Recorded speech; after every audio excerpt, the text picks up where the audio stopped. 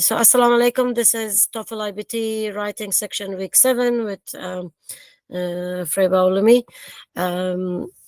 Tonight objectives, the aim of the lesson is that I want to hear from you. If you have any suggestions towards the way, if you want different way for me to work with you or to give you feedback with your homework, I'm happy to hear from you. Other than that, I will concentrate on paraphrasing from TOEFL iBT prospect. That the website is saying that there's 4 ways that you can paraphrase your writings, and I think it is a very good tools for you guys. So I'll start on that, inshallah, and then we'll discuss our homework. As for feedback, are you happy with the way that I am giving the feedback? Because some days I give detailed feedback, some days I give short feedback. Sometimes I only concentrate on improvement. But obviously, I mentioned last week that I'm very impressed and I'm very happy with the essays that you guys are writing. So I hope that when I give you feedback for improvement, that I am not discouraging you. Keep up your good work. But if you think that you think it should be done any differently, feel free to email me with your suggestion. I'll be happy to consider a suggestion from you. The next slide, I'm not going to play it live. I will not waste your time. I've already shared the presentation with our assistant. She will be providing you a copy on Telegram. And also, it's very important that I have another handout. So I've already shared it with Ms. Baar, and she will share it. If she has not done it, she will do it shortly with you. So at your own time, please watch this little video. It probably will be beneficial.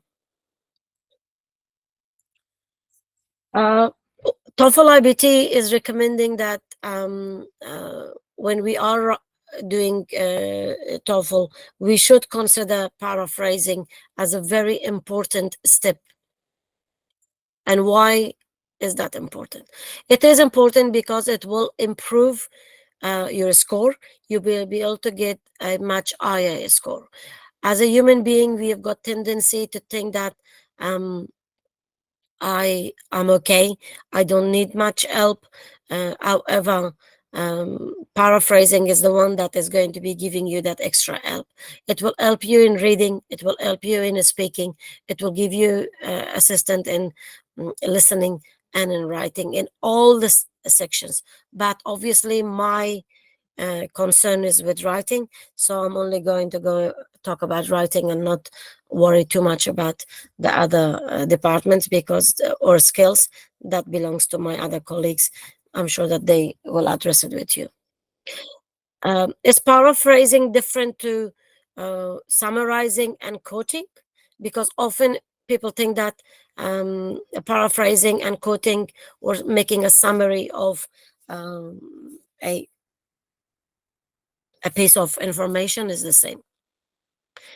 Summarizing complete is different. Summarizing is you're basically shortening, condensing a large text into a smaller. Quoting is even more different because it means that you are writing what Freba says, what Ahmed says, what Mariam says, what Layla says, or what Muhammad says. And whatever they say, you're putting it in quotations. So therefore, summarizing and quoting has got nothing to do with paraphrasing. Paraphrasing is very different. To do paraphrasing, it is very important that you have a good grasp of vocabulary. So by doing paraphrasing, you will have to resort in different way of um, expressing the same information. So having access to a good dictionary is very important. I have mentioned it in the past, and I am emphasizing again that um, try to get a English to English dictionary. And these days, that since everything is on the internet, if you don't have a physical English to English dictionary, it should be fine. Today, you will be receiving a handout, and that handout is as a PDF with a large number of vocabularies. So that is the type of information that I'm talking about. So let's look at this example of a sentence that is going to be paraphrased with you guys. Photosynthesis is the process by which plants convert sunlight into energy that they use as food. A very simple concept in science. I'm sorry, yes, the scientist in me always tend to choose scientific terms, but then in TOEFL, they do use quite a lot of scientific ideas and information. So this is something that you probably have studied at the early in high school, probably in grade 7 or something, I think. When we are doing paraphrasing, they are saying that to do a number of things, to change the same sentence into a different way. Number one is break the sentence into a smaller grammatical unit.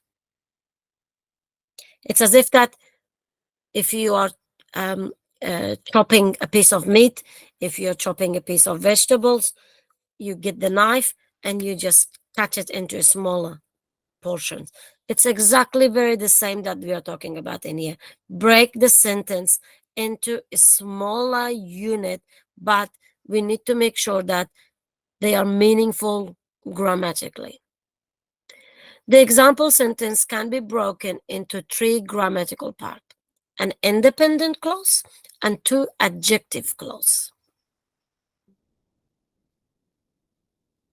The independent clause in this sentence is photosynthesis is the process. So I'm using that example in each step and we will discuss it. Adjective clause.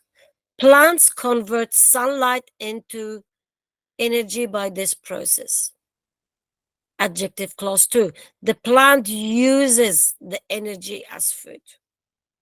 So one simple short sentence. And then based on this, that it tells us that break the sentence into three grammatically units. And it said that to do it as independent clause and then two adjectives clause. So the independent clause is the photosynthesis process. And then the two adjectives are the plants convert sunlight into energy by the process and plants uses the energy as a food. So now that we have cut it into pieces, what's the next step? Number 2, learn the TOEFL phrases in 4 steps. Change the word order for the sentence. You can change it by just changing the positions, so long as it will mean it will have a meaningful term. Now that you have separated it into 3 smaller simple sentences, change the word order of the sentence. There is no exact way to do this. Therefore, rearrange the sentence in a way that it makes a good sentence. Plant converts sunlight into energy by this process. Plant use the energy as food. Photosynthesis is the process. So we did not do anything. We just put them in different position. 3, find synonymous for nouns, adjectives, adverbs, and verbs. So I hope that you know the meaning of what synonymous means. Synonymous means that the nouns and the adjective, adverbs, and the verbs, you need to find something similar with the similar meaning. Another word, but should be conveying the same meaning. So this is what I meant at the beginning, that to have access to a good vocabulary or a good dictionary is going to be very useful. So the handout that I am referring in here is going to be shared with you. I'm not going to waste time to go through it online. You will have access. Please download it, please save it. It should be a very good tool for you. And I'll see if at the end, if there is time, I'll talk a little bit about um, ways that you can build up your vocabulary and start memorizing those words. So you've broken the sentence into smaller parts. Moreover, you change the word order even. Use the synonymous for some of the nouns, adjective, and verbs. Please see the TOEFL iBT exam vocabulary list handout that is going to be shared with you. Plant convert. So then here, the word convert, we could say plant changes. Very easy. Sunlight into energy by this process. By this process, we could change it by the procedure or by this procedure. The plant use the energy as food. Photosynthesis is the process. Photosynthesis is a procedure.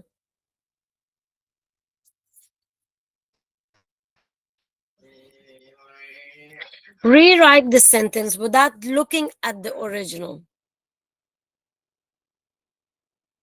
This will also help you learn TOEFL paraphrasing in your first step. So the first one was to cut it into meaningful grammatical. Number two was to change the order. Number three was, can you find some similar word that has similar meanings for some of the verbs or words? And number four was to rewrite it without looking.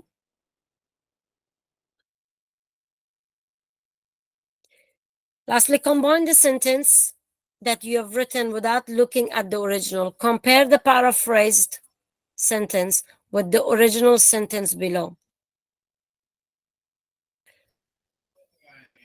Plant change sunlight into energy to be used as food through a procedure called photosynthesis.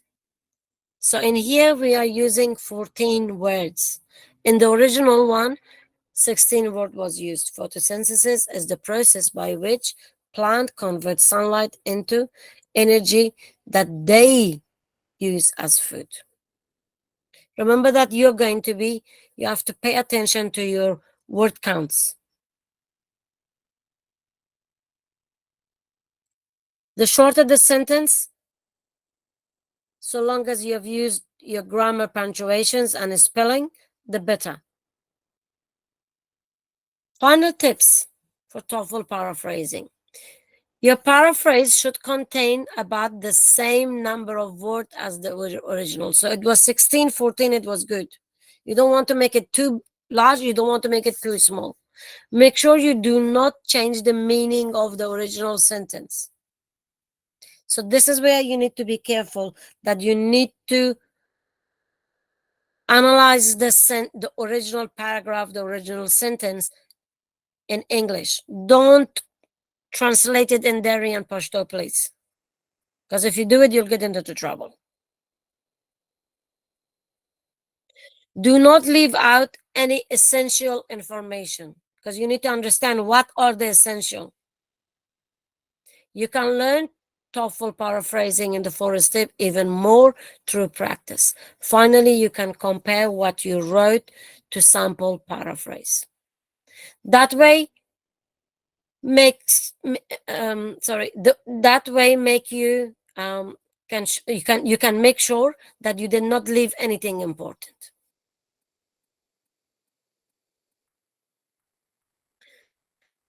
So I'm giving you some examples that you're going to be changing it for your homework. One sentence, two, three, four, five. So each of these sentence, you're going to be changing it for me, and you're going to be writing the original, and then underneath, you're going to be doing your paraphrasing. Using those 4 steps. You don't have to show me step 1, step 2, step 3, step 4. If you want to do it on a piece of paper for yourself, I don't mind. So don't make it too detailed for me, because I won't have that much time. Unless if you want to do it for one, that you're showing step 1, step 2, step 3, step 4, then the remaining, please just write, and then underneath, show me your paraphrasing. This is going to really polish your writing style. So it's not simple. So there's 5 sentences on this slide, and on the next slide, I've got another 5, 6, 7, 8, 9, 10. And they're not easy ones. You can easily even use some of them to practice writing an essay. But before you consider that, at the moment, I'm only interested for you to do paraphrasing for these 10 sentences. So nice and easy and short. So in your homework, you've got 2 homework. Part 1, practice your paraphrasing for the sentences that I have given you. Okay, if you want to use my method, that's okay. But if you don't want to use my method, you have another method of doing paraphrasing, that's also fine. There's no such thing that my words are law. It's not. I only research and go to TOEFL websites, and the resources that I'm giving to you are coming directly from those. Number 2, I want you to write down 280 to 300 word essay. So you thought that, oh, I'm only going to give you a very easy week, and you're just going to be writing paraphrase, and I'm going to get away. No, you're going to be giving me an essay of 280 to 300, but this time, and this is one of the lovely students was talking about that, how do I make my general knowledge better? So I'm giving you a website. This website has got an article on excessive use of phosphorus in the environment. Once again, it's a scientific. So you have to click on it, and you have to read the article a couple of times. Then you're going to be writing an essay on that article. So remember, we have discussed about what I want from you. Read it a couple of times. Maybe you should do the method that we did in the past. Extract the most important points, that how many points that article is talking about.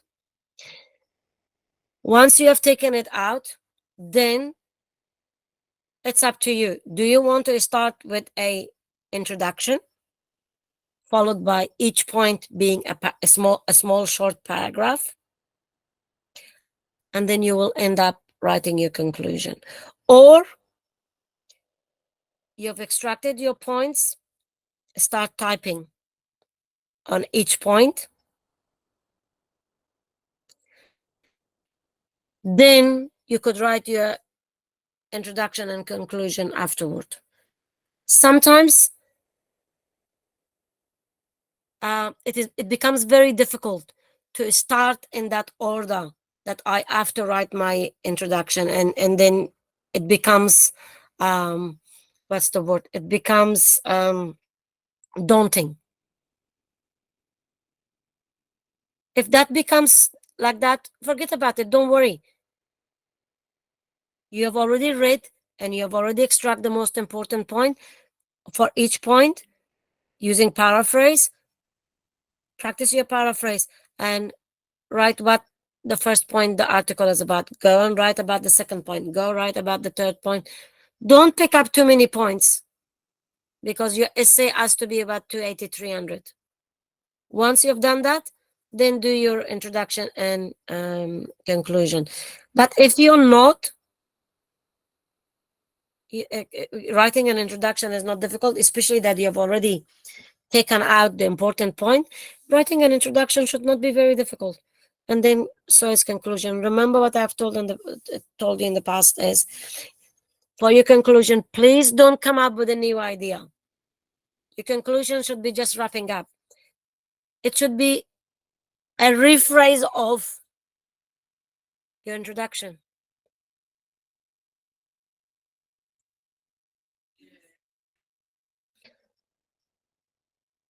I promised you that if time permits, I'm going to share another idea. So I'll share my idea about what you can do to build up a good vocabulary in English, especially with the one that you're going to be receiving today, list of new words that are very important for TOEFL iBT. Why don't you take out about, I don't know, uh, uh, 5 to 10 of those words and write it on a key card, on something small. If you're traveling by public transport, have that with you.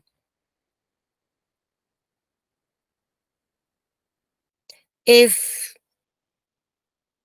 you are wherever you are spending more time during the day, if you're more in the kitchen, if you're more in your bedroom, then have that display. I even have a student that told me that the student is taking too long in the bathroom when the student is taking shower. So the student is putting it in a plastic, anything new that the student needs to memorize, and takes it to the into the shower. It's up to you. If you're lying down and you're looking in the roof of your room, then put it up there. If you're in the kitchen, put it in the kitchen. If you're in the living room, wherever, whatever you do, rather than wasting your time being stuck on your phone, try this. It's good for you, for your memory. And then test. I like writing. So if it helps like that, you could also try writing. I memorize much faster if I write something again and again and again. Or I like reading it loud. But I don't know your circumstances. I just wanted to share that idea that with new vocabulary, you guys are very young and use your brains and memory. There's a terms in English, use it or you're going to be losing it. So I hope that you're not going to be losing it. But inshallah, I hope that this advice was